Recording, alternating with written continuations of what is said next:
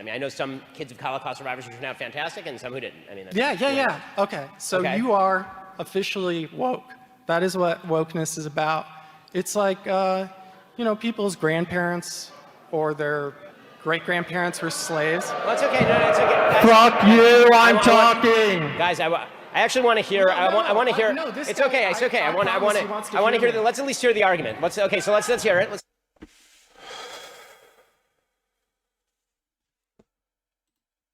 Is he serious?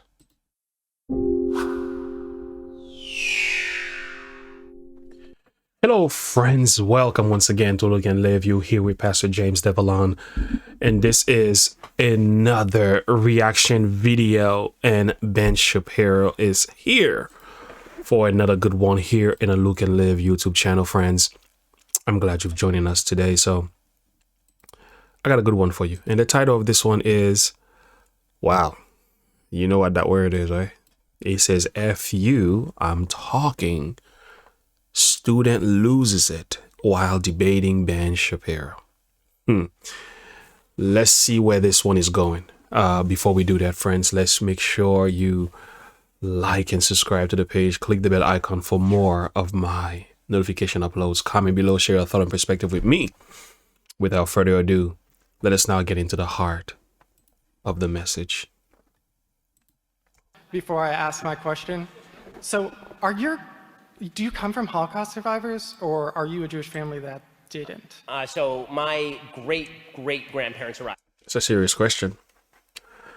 Questions like this oftentimes tells me is setting a stage for an argument, sometime either for a trap or either to lay out his, I guess, proposition, whatever that would be. So asking a person a question such as that, which is very sensitive to even address, but nevertheless, let's see how Ben handles that one. A lot of our extended family was killed in the Holocaust, but our immediate your family, great-great-grandparents, but not your grandparents. Right. Oh, do you have friends whose grandparents were Holocaust survivors or anything like that? Of course, many of them. Yeah, I've helped write memoirs of Holocaust survivors. Yeah. Their families are kind of messed up, right? Like, my family is very messed up. I mean, if you go through a trauma like the Holocaust, I would imagine they teach that trauma between generations. You know what I mean? Well, I mean, trauma very often in a lot of circumstances is passed down. I mean, I know some kids of Holocaust survivors who turned out fantastic and some who didn't. I mean, yeah. Okay, so you are officially woke. That is what wokeness is. He said Ben is woke just because Ben explains how speaking of the trauma of my ancestors and families who've been through difficult times make you a woke person. No, you can't minimize the definition in this way, buddy. It is the wokeology has taken this matter to a whole nother level. There are so many nuances that goes into that. So many dynamics and semantics and microaggression and all these extra issues that are added into the equation. It becomes somewhat very difficult to speak about. So to say that Ben is woke just because he had these experiences in his family, it's actually a very weak argument. And I'm pretty sure Ben is going to address that very well. It's like, people's grandparents or their great-grandparents were slaves. Well, it's okay. No, it's okay. Guys, Fuck you! I'm talking. What? Guys, I actually want to hear. What did he just say? So this is where the title came from. All right, I get it. Wow. Did he just say the F word? I'm talking. Okay, no, it's okay. Guys, fuck you! I'm talking. Guys, I actually want to hear. I want to hear. No, this it's guy, okay. It's okay. I want to hear. Let's at least hear the argument. Let's hear it. Let's hear it. Go. What? He wants to hear me. I do want to hear it. It's fine. Let him go. Let's hear it. Come on. I'll just, So explain how that's woke. So, I mean, the whole thing is like, let's see. So during Silent Calvin Coolidge's administration, do you know about like the Great Mississippi Flood back in the 1930s? I understand that American history is filled with racial evil. Yeah. And that causes some intergenerational trauma, which affects people's ability to be, Okay, so let me effective, okay. things like that. Fine. So let me ask you a question. Yeah. So if the idea is that history has consequences, of course that's true. That's not wokeness. Yeah. That is not wokeness. What wokeness suggests is that fundamental institutions in American No, society it are doesn't. Yes, it 100% does. I ran Elizabeth Warren's campaign. I helped. Wait. I mean, you've asked the question, and he's trying to answer your question, and you cut him off because you already have an answer to your own question. Is that really what's going on here? Let me see. That is not wokeness. What wokeness suggests is that fundamental institutions in American society No, it doesn't. Yes, it 100% does. I ran Elizabeth Warren's campaign. Okay, so he didn't ask about wokeness, but Ben Shapiro was correcting his understanding or definition of wokeness, but he did not allow that to go on. That is some crazy business. Because if you are gonna have a discussion and you're not allowing the person to whom you are talking to be able to articulate his perspective, whether it is opposing to yours, you're doing a great disservice to yourself, and to a large degree, he is embarrassing himself. I helped organize her volunteers around here. there we go. I am a representative of wokeness. Okay, well, and that's just. I knew that was going to happen. Well, I mean, when I went to go get my first tattoo, the guy had lightning bolts and 88s tattooed on his neck. And as a Jewish person, that's really messed up. It's basically a threat. There are racist people who exist. The argument that you're making, and I'm going to close with this because this is going in weird directions, and I don't really want to. No, it's not I going don't. in a I don't weird really direction. want to get. Just hold up a second. This I let you get out your wokeism arguments, and is. now it's time for me to respond because I let you say Okay, before. I'll let you respond, but No, not but. Now's my turn. You are not. Oh my goodness, this is crazy. He said, yeah, I'll let you respond, but no, not but. It's my turn.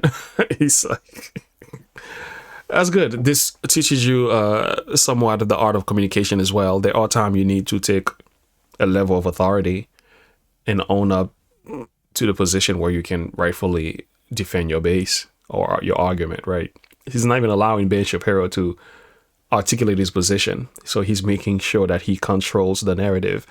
And even Ben Shapiro's response, he is not even allowing Ben Shapiro to respond anything different than what he already has in his mind. So the question is now, what is the point of your discussion then? I mean, what exactly are you trying to gain? This doesn't necessarily mean you can't share your view and your perspective, but you must be understanding and also respectful to the other man's perspective.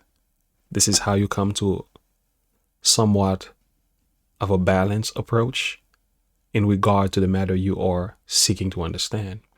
I mean, at least that's the way I will understand and approach the matter. But that's funny. It's funny to listen to. Let's see if we can back that up a little bit. Respond, but No, not but. Now's my turn. You are not characterizing what I'm saying accurately. Now it's my turn. Your definition is inaccurate. The reason your definition is inaccurate is because any sentient human being would acknowledge that history has consequences. Right. But if the idea is, but that's not what wokeism is. Wokeism is a different thing. Wokeism suggests that all inequalities of today are attributable to not only historic injustices, but also continuing injustices in the now. And that all disparity is attributable to discrimination. Like that, but a conservative. Not just that. A conservative is the only person. I want to know why. Why is it that conservatives are the only people who define it like that? Why are conservatives the only people? Okay, so we're gonna have to stop here because this is going nowhere. But what's up? I'm gonna have to stop with this with you because this is going nowhere. All I'm going to say is this. To sum up, I just am trying to understand your perspective. Just one more second. On a fundamental level, you're shifting definitions to avoid the consequences of your own argument. And if the idea is, and final point. So, look at the hand of that individual. Somebody said, enough. Let me hold on to the mic for you, because I don't know if I agree with that, but I will allow him to speak. I will, but I still love, look at that. That needs to be a merch. But anyway, that's real censorship. that's YouTube strike you down censorship. That is the kind of censorship that I can partially agree with this one, because but nevertheless, I wouldn't do it. I would say, okay, you're still allowed to speak, because you have a period of time where you can share your perspective on the matter. I think it's okay. Allow him to embarrass himself. He's already doing a good enough job at it. So let him finish doing just that. But I love the hands, though. The hands are. On a fundamental level, you're shifting definitions to avoid the consequences of your own argument. And if the idea is,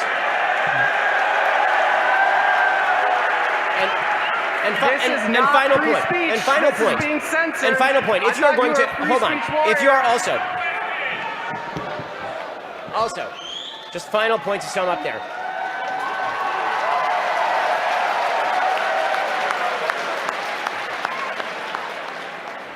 Final point to sum. I can follow that. Yeah, but, one more. I just want to make, honestly, go ahead. I want to make one final point to sum up there. If the idea is that traumas of the past invariably bleed down into the present, that does not explain why certain groups that have been historically not only marginalized but slaughtered in mass genocide are some of the most successful groups in our society. So if the idea is... You know who he's referring to, right? Who else but the Jews? And we have to agree. I mean, they own everything to a large degree, at least the media, the music industry, the entertainment industry. They own cities. And we do have to ask the question if, according to what he's saying, is being marginalized are the reasons why you cannot make progress. Why are the Jews so successful? I know part of it has to do with their biblical heritage. God did bless the Jewish people, despite the fact many of them don't believe in Jesus, but they are still a blessed people, though. They're very blessed. But to top it off, they've made use of a lot of biblical principles. They actually took a lot of Old Testament ways of making money, and they've applied them in our modern time. That's something to actually study. That is part of the success of the Jews. Anyway, we can go on and on and on, but that's really where it came from. If the idea is that past trauma always equals current inequality, or that my actions in, say, robbing a convenience store are attributable to bad actions that happened in Alabama in 1930, the answer to that is no. Don't rob the convenience store. The only way they are going to be able to break the chain of history is to make good decisions. What people on the left don't like to talk about is actual solutions. What they like to do is bitch about problems that existed 60 years ago and blame those for failures to solve them now.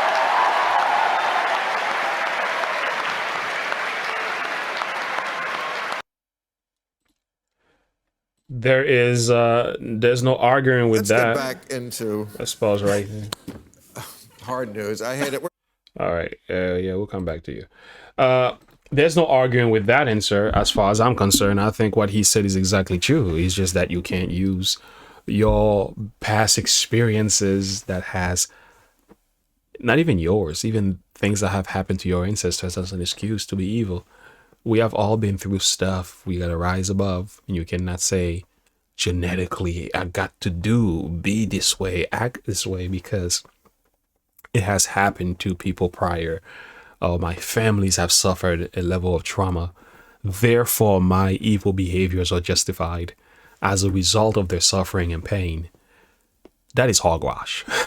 That's not even true to be angry and going around. Can you hear the Black Lives Matter movement? You can't use that excuse. You just need to make a better decision, choose to be a better person. But I would like to say that there is something about the argument of this young man. If there's one biblical lesson I would like to share with you, is this one. Coming from the book of James chapter 1 verse 19, it says, "Wherefore, my beloved brethren, let every man be swift to hear, slow to speak, and slow to wrath." Did you hear?